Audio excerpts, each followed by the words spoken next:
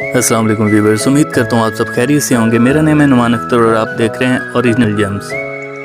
ये आपके सामने अफ्रीकन नीलम है और खालिश चांदी में इसको तैयार किया गया है और इसके ऊपर आप देख सकते हैं कि मोर का स्टाइल कितना खूबसूरत बनाया गया है। स्टोन की आप क्लैरिटी देख सकते हैं कि कितनी ज़बरदस्त इसकी कटिंग की गई है और इसका कलर देख सकते हैं कि कितना ज़बरदस्त है।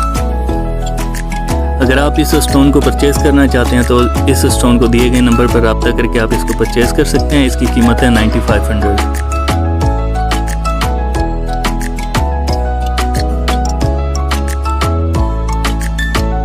हम पूरे पाकिस्तान में कैश ऑन डिलीवरी का ऑप्शन देते हैं। वर्ल्ड वाइड भी आप किसी भी कंट्री से हैं आप इसको परचेज़ कर सकते हैं।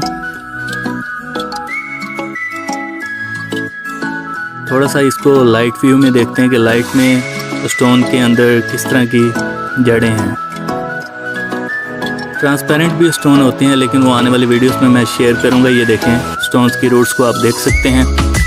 इंशाल्लाह मिलते हैं नेक्स्ट वीडियो में, तब तक के लिए अल्लाह हाफिज़।